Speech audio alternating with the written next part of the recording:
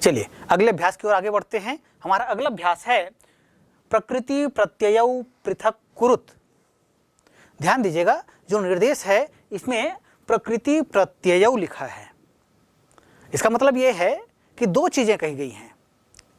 जैसे बालका बालकौ कहते हैं, औ का प्रयोग कहाँ किया जाता है? जब दो चीजों को हमको बताना होता है। तो प्रकृति और प्रत्यय, प्रकृति मतलब प्रकृति कहते हैं धातु को, और प्रत्यय धातु में जो प्रत्यय लगा है उसकी। तो प्रकृति प्रत्ययौ पृथक कुरुत,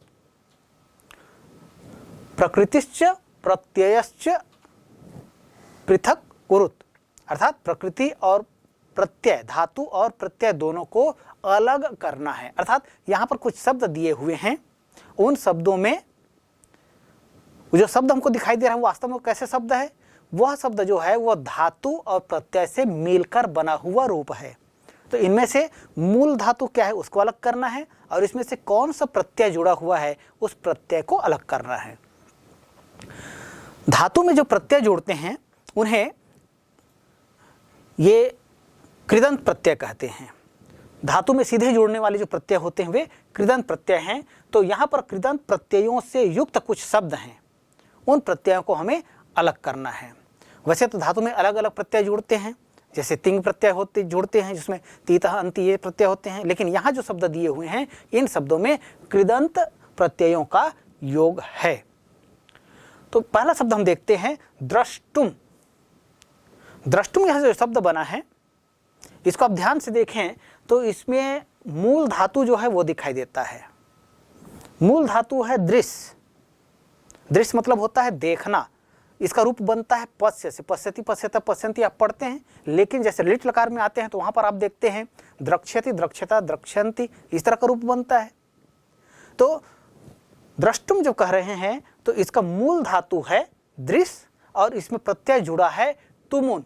ये तुमुन जुड़ा है, ये कैसे पता चलता है? देखिए, तुमुन प्रत्यय के विषय में आप जानते हैं, तुमुन प्रत्यय का योग जब किसी धातु के साथ होता है तब उसका तुम शेष बचता है। लेकिन यहां पर है दृश्य और इसके साथ में जब तुमुन का प्रत्यय होता है तो स के आगे त आने पर वो क्या हो जाता है? वह ट में बदल जाता है, और इस तरह से वह बन गया क्या? द्रष्टुम। तुमुन प्रत्यय के लिए अर्थ में आता है। द्रष्टुम का अर्थ होता है देखने के लिए। तो देखने के लिए हमको कहना है तब क्या कहेंगे? तब वहां पर कहेंगे द्रष्टुम। सुनने के लिए तो श्रोतुम, जाने के लिए तो गन्तुम, चलने के लिए चलितुम। तो इस तरह से तुमुन प्रत्यय के योग से विभिन्न धातुओं में तुमुन प्रत्यय के योग से इस तरह के अलग अलग शब्दों का निर्माण हम कर सकते हैं और विभिन्न वाक्यों में इसका प्रयोग कर सकते हैं। विस्मृतवान, यह जो शब्द है यह उपसर्ग के साथ मिलकर बना हुआ है। वि उपसर्ग है, स्मृ धातु है और अक्तवतु प्रत्यय का प्रयोग हुआ है। स्मृ मतलब होता है स्मरण करना, याद करना। अक्तवतु प्रत्यय यह भूतकालिक प्रत्यय है, भूतकाल के अर्थ में इसका प्रयोग किया जाता है। और इसका अक्तवतु प्रत्यय से जो शब्द बनते हैं उन शब्दों के रूप तीनों लिंगों में चलते हैं। तो यहां पर जो शब्द आया है विस्मृतवान, यह पुल्लिंग का शब्द है। वि धन स्मृ धन अक्तवतु पुल्लिंग का यह रूप है। विस्मृतवान, विस्मृतवन्तौ, विस्मृतवन्तः, इस तरह से इसके रूप बनेंगे। यदि स्त्रीलिंग की बात करें तो स्त्रीलिंग में यदि यह होता तब होता विस्मृतवती, विस्मृतवत्यौ, विस्मृतवन्त्यः, विस्मृतवन्त्यः, इस तरह से इसके रूप बनते स्त्रीलिंग में। तो यहां पर जो रूप दिया गया है यह है विस्मृतवान। तो इसकी प्रकृति और प्रत्यय को अलग करना है तो केवल धातु को अलग नहीं करना है, धातु के साथ में और क्या लगा इसको भी अलग करना है। तो धातु के साथ में उपसर्ग लगा हुआ है तो उपसर्ग को अलग करना है। तो उपसर्ग है वि, धातु है स्मृ और प्रत्यय है अक्तवतु प्रत्यय, पुल्लिंग का यह रूप है। और इसका तात्पर्य होता है स्मृ मतलब स्मरण करना, विस्मृत मतलब ये भूल जाना या खो जाना इस अर्थ को देता है। मिलित्वा, मिल धातु है, अक्त्वा प्रत्यय है। इस प्रत्यय का प्रयोग कर अर्थ में होता है। जैसे किसी वाक्य में दो क्रियाएं हों तो एक क्रिया को संपन्न करके जब दूसरी क्रिया की जाती है तब पहली क्रिया जो संपन्न हो चुकी है, जैसे मैं पढ़कर विद्यालय जाता हूं, इस तरह के जो वाक्य होंगे तो जिसमें पढ़कर कहा गया, कर का जो योग है इस अर्थ में अक्त्वा प्रत्यय का प्रयोग किया जाता है। तो कर किस में लगा है? पढ़कर में लगा है। तो पठ धन त्वा बराबर पठित्वा, अहम पठित्वा विद्यालयम गच्छामि, मैं पढ़कर विद्यालय जाता हूं। इस तरह से वाक्य में इसका प्रयोग होता है। तो यहां जो शब्द दिया हुआ है मिलित्वा, मूल धातु है मिल। मिल का मतलब होता है मिलना। आप अपने दोस्तों से मिलते हो ना, मित्रों से मिलते हो ना, घर जाकर अपने माता पिता से मिलते हो, परिवारजनों के साथ मिलते हैं। तो जो मिलना वाला अर्थ है, इस अर्थ में मिल धातु का प्रयोग किया जाता है। मिल धन त्वा बराबर मिलित्वा, अहम गृहम गत्वा, अहम गृहम गत्वा, मात्रा मिलामी, मैं घर जाकर माता से मिलता हूं। अहम मात्रा मिलित्वा विद्यालयम आगच्छामि, अहम मात्रा, मात्रा एक कैसे बना? मातृ मूल शब्द है, इसका तृतीय विभक्ति का प्रयोग होता है। अहम मात्रा, माता से, अहम मात्रा सह मिलित्वा, मिलकर, विद्यालयम आगच्छामि, विद्यालय आता हूं। तो इस तरह से मिलित्वा का प्रयोग किया जाता है। तो मिल मूल धातु है और अक्त्वा प्रत्यय है, यह कर अर्थ में प्रयुक्त होता है। तो इस तरह से मिलित्वा का अर्थ होगा मिल कर। खादितुम, खाद धातु है, खाद मतलब खाना, खाद मतलब खाना। हिंदी में जिस खाद का प्रयोग किया जाता है वह अलग है। हिंदी में जो संस्कृत में इसका अर्थ है खाने अर्थ में। धन तुमुन, खाद धन तुमुन इति खादितुम, तुमुन प्रत्यय का प्रयोग यहां पर हुआ है। कैसे पता चला? जैसे हम खादितुम को देखते हैं तो इसमें तुम लगा हुआ है और ये तुम बताता है कि इसमें तुमुन प्रत्यय है। जितने प्रत्यय होते हैं इसमें, जितने हलंत वाले शब्द होते हैं, इसका लोप हो जाता है, तुमुन का तुम शेष बचता है। जब किसी धातु के साथ में तुमुन प्रत्यय का प्रयोग किया जाता है तब इसका तुम शेष बचता है और यह के लिए अर्थ में प्रयुक्त होता है। खाद धन तुमुन बराबर खादितुम, खाने के लिए। फलम खादितुम अस्ति, फल खाने के लिए है। इस तरह से वाक्य प्रयोग कर सकते हैं आप। कृतम, देखिए कृ धातु है और त प्रत्यय का प्रयोग हुआ है। इस प्रत्यय का प्रयोग भी भूतकाल के अर्थ में किया जाता है। अक्त्वतु प्रत्यय का प्रयोग कर्मवाच्य में किया जाता है और त प्रत्यय का प्रयोग, अक्त्वतु प्रत्यय का प्रयोग जो है कर्तृवाचक वाक्य में किया जाता है और त प्रत्यय का प्रयोग कर्मवाचक वाक्य में किया जाता है। तो यहां पर कृतम, यह जो शब्द आया है कृ धातु और त प्रत्यय, तो इस तरह से शब्द बनता है कृतम। इसके भी रूप जो हैं ये तीनों लिंगों में बनते हैं। कृतः भी होगा पुल्लिंग में, कृता होगा स्त्रीलिंग में और कृतम यह बनता है नपुंसकलिंग में। तो यहां जो रूप दिया है कृतम, नपुंसकलिंग का यह रूप है। पठन, पठ धातु है, स्पष्ट दिख रहा है, पठ धातु और न में हलंत लगा हुआ है। यह जो है सत्रि प्रत्यय के कारण हुआ है। पठ धातु में सत्रि प्रत्यय के योग से सत्रि प्रत्यय में अन जो शेष बचता है, पठ धन अन बराबर पठन, ये बना। तो इसका अर्थ हुआ पढ़ते हुए। वर्तमान कालिक प्रत्यय कहा जाता है। सत्रि और सानज प्रत्यय दो प्रत्यय होते हैं। सत्रि प्रत्यय का प्रयोग परस्मैपदी धातुओं के साथ होता है। सानच प्रत्यय का प्रयोग आत्मनेपदी धातुओं के साथ होता है। तो पठ जो कि परस्मैपदी धातु है, इसलिए इसमें सत्रि प्रत्यय का प्रयोग हुआ है और इसका अर्थ होता है वर्तमान कालिक, अर्थात पढ़ते हुए। इसके जो रूप हैं ये भी तीनों लिंगों में बनते हैं, पुल्लिंग, स्त्रीलिंग और नपुंसक लिंग में। रूप क्या क्या बनेगा? पुल्लिंग में रूप बनता है पठन, स्त्रीलिंग में रूप बनेगा पठन्ति, नपुंसक लिंग में रूप बनेगा पठत। और ये जब रूप बन गए विभिन्न लिंगों में तो इनके रूप भी चलते हैं। जैसे पुल्लिंग में इसका रूप होगा पठन पठन्तौ पठन्तः, स्त्रीलिंग में इसका रूप होगा पठन्ति पठन्त्यौ पठन्त्यः। जैसे नदी का रूप चलता है उसी तरह से पठन्ति, देखिए इकार को देखिए, दीर्घ ई का प्रयोग यहां पर होता है।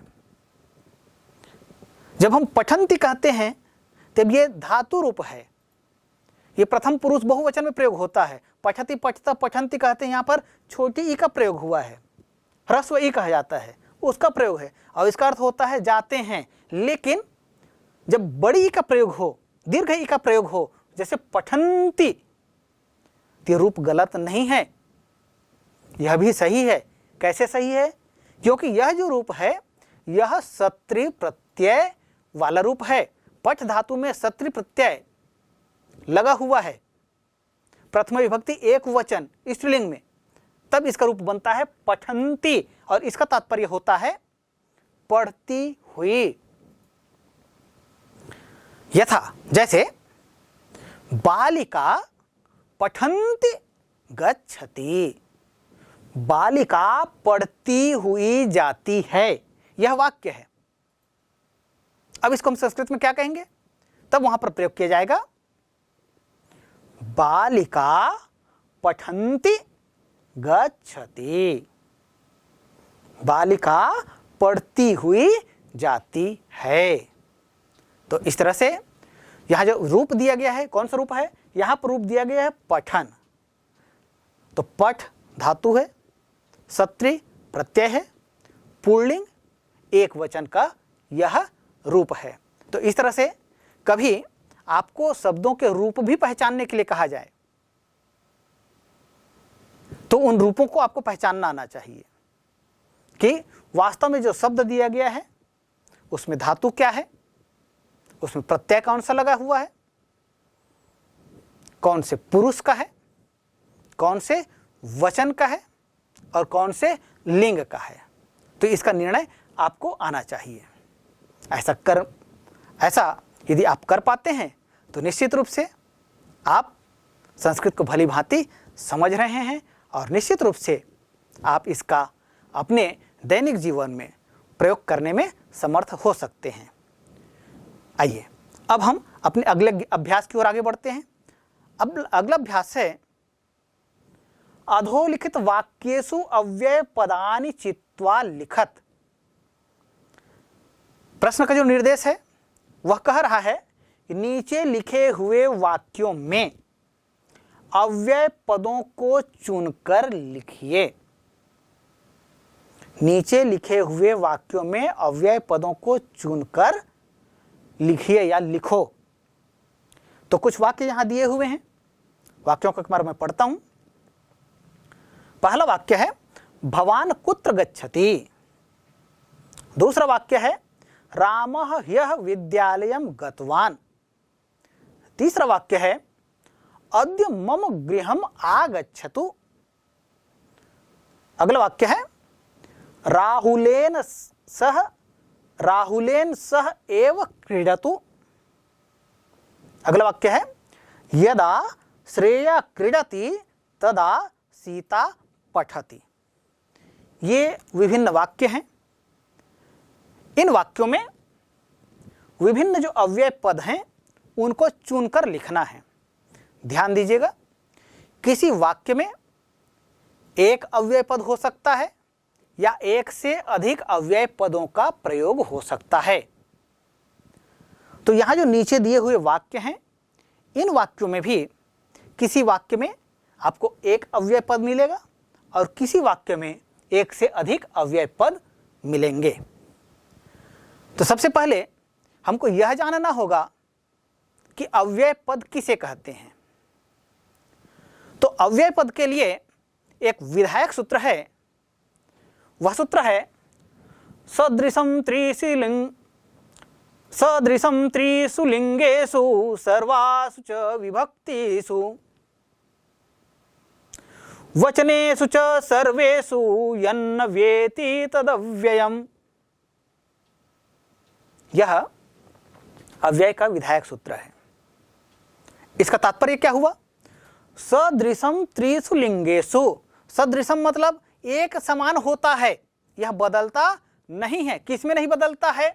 त्रिषु, तीनों, लिंगसु, लिंगों में, यह तीनों लिंगों में नहीं बदलता है, अर्थात तीनों लिंगों में सदैव एक जैसा रहता है। सर्वासु च विभक्तिषु, और सभी विभक्तियों में भी यह समान रहता है, यह बदलता नहीं है। इसलिए लिखा गया सदृशम त्रिषु लिंगेषु सर्वासु च विभक्तिषु। यह तीनों लिंगों में एक समान होता है और सभी विभक्तियों में भी एक समान होता है। वचनेषु च सर्वेषु, और सभी वचनों में, तीन वचन होते हैं, एक वचन, द्विवचन और बहुवचन, तो तीनों वचनों में इसका स्वरूप जो है सदैव एक जैसा होता है। यन्न व्येति तदव्ययम्, और इन सभी में विभिन्न लिंगों में, विभिन्न विभक्तियों में, विभिन्न वचनों में यन्न व्येति, जिसका स्वरूप नहीं बदलता है, यत न, यन्न मतलब यत धन न, जो नहीं बदलता है, यत मतलब जो, न मतलब नहीं, जो नहीं, व्येति अर्थात व्यय होता है, न कम होता है न ज्यादा होता है। व्यय करने पर क्या होता है? यदि आपके पास कुछ राशियां हों, कुछ पैसे हों, उसको आप खर्च करेंगे तो कम होगा कि ज्यादा होगा? कम होगा। लेकिन कुछ चीजें ऐसी भी होती हैं जो बढ़ती हैं। क्या बढ़ता है? जैसे हाँ, बुद्धि, ज्ञान, जिसको जितना खर्च करते हैं उतना बढ़ते जाता है। लेकिन अव्यय एक ऐसा तत्व है जो कहीं पर भी प्रयोग करते हैं, किसी भी लिंग में प्रयोग करें, किसी भी वचन में प्रयोग करें, यह परिवर्तन नहीं होता है। इसलिए कहा गया यन्न व्येति तदव्ययम्, जिसका स्वरूप नहीं बदलता है, व्यय नहीं होता है, वो यथावत होता है। सदृशम भवति तद अव्ययम्, जो सदैव एक जैसा होता है वह अव्यय होता है। तो ये एक अव्यय की एक सामान्य पहचान है। अब जो वाक्य यहां दिए हुए हैं, इन वाक्यों में आप उन शब्दों को देखिए और कौन से ऐसे शब्द हैं जिनका स्वरूप बदलता है और कौन सा शब्द ऐसा है जिसका स्वरूप नहीं बदलता है। तो जिसका स्वरूप बदल जाता है वह अव्यय नहीं है, लेकिन जिसका स्वरूप नहीं बदलता है वो अव्यय पद है। अब पहला वाक्य हम देखते हैं, भवान कुत्र गच्छति। भवान, भवन्तौ, भवन्तः, इसका रूप बनता है, अर्थात ये बदल जाता है। यदि हम एक वचन से द्विवचन में जाएंगे तो भवान से भवन्तौ हो गया, बहुवचन में जाएंगे तो भवन्तः हो गया, नहीं, रूप बदल गया, मतलब ये अव्यय नहीं है। अब गच्छति कह रहे हैं, तीतः अन्ति गच्छति, गच्छता गच्छन्ति, इसका भी रूप बदलता है, इसका भी रूप बनता है, मतलब ये भी अव्यय पद नहीं है। अब कुत्र, अब इसका प्रयोग हम दूसरे वाक्य में करके देखते हैं। यहां जैसे वाक्य लिखा है भवान कुत्र गच्छति, अब इसको हम बदल देते हैं, भवान की जगह में हम जिस त्वम कर दिए, त्वम कुत्र गच्छसि, भवान को भी बदल दिया और गच्छति को भी हमने बदल दिया, लेकिन कुत्र बदला क्या? नहीं बदला। इसी तरह से भवान को जैसे हम और बदल दें, ते कुत्र गच्छन्ति, अब बदला क्या? नहीं। अब हम वचन को भी बदल कर देख लिए, नहीं बदला। सीता कुत्र गच्छति या बालिके कुत्र गच्छतः, रूप बदला क्या? नहीं बदला। तो किसी भी वाक्य में चाहे हम विभक्तियों में बदल लें, विभिन्न वचनों में बदल लें, लिंगों में बदल लें, कुत्र का स्वरूप नहीं बदल रहा है। इसलिए कुत्र क्या है? यह अव्यय पद है। तो इस तरह से हम इसकी पहचान कर पाएंगे। तो निश्चित रूप से आप अव्यय को समझेंगे तो इस तरह के पदों की पहचान कर सकते हैं। आइए अगला वाक्य देखते हैं। रामः ह्यः विद्यालयं गतवान। यह वाक्य है। अब इसमें से देखिए कौन सा शब्द है जिसका स्वरूप नहीं बदलता है। रामः कहते हैं तो रामः, रामौ, रामा, रामम, रामौ, रूप बदल रहा है, तो ये अव्यय पद नहीं है। विद्यालयम कह रहे हैं तो विद्यालयः, विद्यालयौ, विद्यालयाः, विद्यालयम, विद्यालयौ, विद्यालयान, इसका भी रूप बदल रहा है। गतवान, गतवन्तौ, गतवन्तः, इसका भी रूप बदल रहा है। मतलब ये अव्यय पद नहीं है। अब बच गए एक शब्द ह्यः। ह्यः का मतलब क्या होता है? बीता हुआ कल। तो इसका रूप बदलेगा क्या? तो इसका रूप नहीं बदलता है, इसलिए यह अव्यय पद है। तो इस तरह हम अव्यय पदों की पहचान कर पा रहे हैं। तो रामः ह्यः विद्यालयं गतवान, इस वाक्य में यह क्या है? अव्यय पद है। अगला वाक्य देखते हैं। अद्य मम गृहम आगच्छतु। अद्य मतलब होता है आज, मम मतलब होता है मेरे या मेरा या मेरी, तीनों। तो इसका जो रूप है ये अस्मद मूल शब्द है इसका। अहम आवाम वयम मामा आवाम नौ अस्मान नः मया आवाभ्याम अस्माभिः मह्यम में आवाभ्याम नौ अस्मभ्यम नः अस्मत् आवाभ्याम अस्मभ्यम मम में आवयोः नौ अस्माकं नः मयि आवयोः अस्मासु। तो इसके तो रूप बन रहे हैं। तो मम भी क्या है? ये अव्यय पद नहीं है। अब अगले आते हैं गृहम। गृहम, गृहे, गृहाणि, रूप बनता है, ये भी अव्यय पद नहीं है। आगच्छतु, आगच्छतु, आगच्छताम, आगच्छन्तु, इसके भी रूप बनते हैं, ये भी अव्यय पद नहीं है। तब यहाँ पर अद्य यह जो शब्द दिया गया है ये क्या है? यह अव्यय पद है। तो इस तरह से हम इसकी पहचान कर पाते हैं। आगे बढ़ते हैं। राहुलेन सह एव क्रीडतु। राहुल मूल शब्द है, तृतीय विभक्ति एक वचन का यहाँ प्रयोग हुआ है, विभक्ति में बदल गया है। प्रथम विभक्ति में जाएंगे तो राहुला हो जाएगा, द्वितीय में आएंगे तो राहुलम हो जाएगा, तृतीय विभक्ति में आते हैं तो राहुलेन होता है, तो इसका रूप बदल रहा है। तो यह अव्यय पद नहीं है। क्रीडतु, तू ताम अंतु, क्रीडतु, क्रीडताम, क्रीडंतु, इसके भी रूप बनते हैं। क्रीड, क्रीडतम, क्रीडत, क्रीडान, क्रीडाओ, क्रीडाम, लोट लकार का रूप हो गया ये। इसी तरह से क्रीडति, क्रीडता, क्रीडंते, लट लकार में जाएंगे अलग अलग, लकार में जाएंगे तो अलग अलग रूप बनते हैं। लंग लकार में जाएंगे तो अक्रीडत, अक्रीडताम, अक्रीडन, अक्रीडः, अक्रीडतम, अक्रीडत, अक्रीडम, अक्रीडाओ, अक्रीडाम, इस तरह से स्वरूप बनते हैं। अर्थात इसका भी स्वरूप बदल रहा है, यह भी अव्यय पद नहीं है। सह और एव, ध्यान दीजिएगा यहाँ पर स और ह, सह, यह जो लिखा हुआ है इसका मतलब होता है साथ, और यह अव्यय पद है। क्यों? क्योंकि इसका स्वरूप जो है नहीं बदलता है। भवान मया सह चलतु, आप मेरे साथ चलो। तो सह का प्रयोग हम यहाँ करके देख लिए, नहीं बदला। एव, एव का मतलब होता है ही, इसका भी स्वरूप नहीं बदलता है। तो इसलिए इस वाक्य में सह और एव ये दोनों पद अव्यय पद हैं।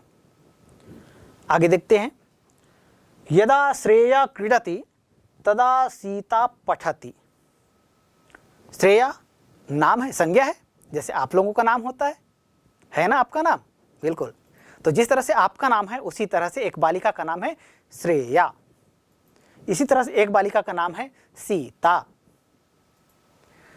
तो यदा श्रेया क्रीडति, जब श्रेया खेलती है, तदा तब सीता पठति, सीता पढ़ती है। तो सीता, सीते, सीता, श्रेया, श्रेये, श्रेयाः,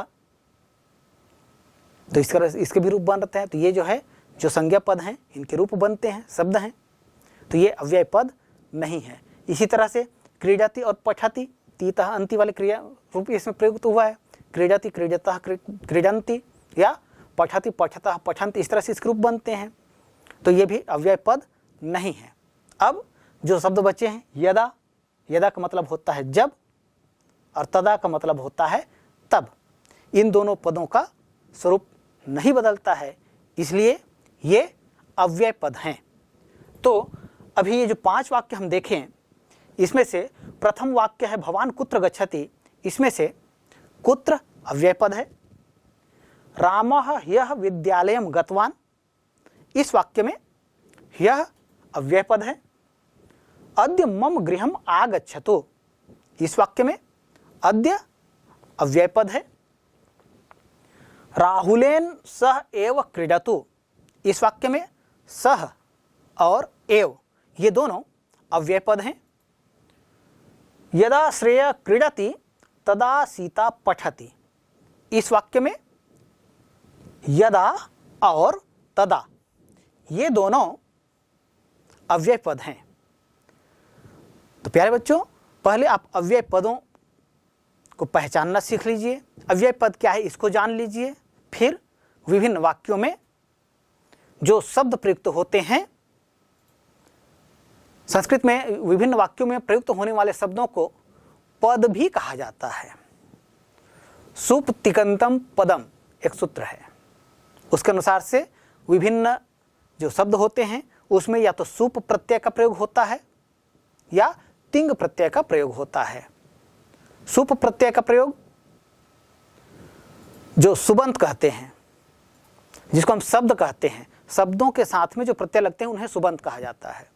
और तिगंत कहा जाता है जो धातुओं के साथ प्रयुक्त होते हैं। तीतः अंति ये जो प्रत्यय हैं ये तिगंत कहलाते हैं।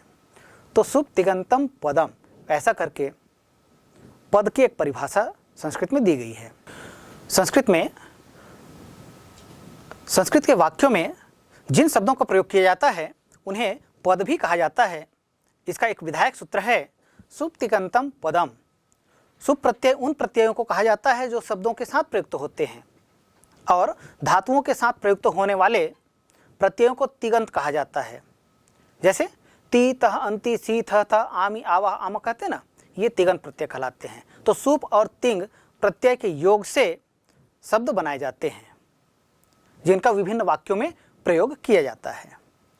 तो इस तरह से विभिन्न वाक्यों में प्रयुक्त होने वाले जो शब्द हैं उनके रूप यदि बनते हैं तो वे अव्यय नहीं हैं, और जिन शब्दों के रूप नहीं बनते हैं, जो यथावत होते हैं, वे अव्यय कहलाते हैं। तो इस तरह से हम अव्यय पदों की पहचान कर सकते हैं। प्यारे बच्चों, वार्तालाप पाठ में हमने वार्तालाप से संबंधित बहुत सी बातों को देखा, सुना, समझा और जाना, और इसके आधार पर निश्चित रूप से हम संस्कृत में वार्तालाप करने की अपनी क्षमता में वृद्धि कर सकते हैं। और इस पाठ के आधार पर विभिन्न परीक्षाओं में जिस तरह के प्रश्न पूछे जाते हैं, इनका भी हमने अभ्यास के माध्यम से अध्ययन किया। कैसे प्रश्न पूछे जाते हैं, उनकी तैयारियां हमें किस तरह से करनी है, ये हमने समझा है। तो इस तरह से हम इस पाठ को भली भांति समझ गए, ऐसा मैं मानकर चलता हूँ। और निश्चित रूप से आपको सतत अभ्यास करने की आवश्यकता होगी, तब आप संस्कृत में वार्तालाप करने में समर्थ होंगे। अंत में सर्वेभ्यो नमो नमः।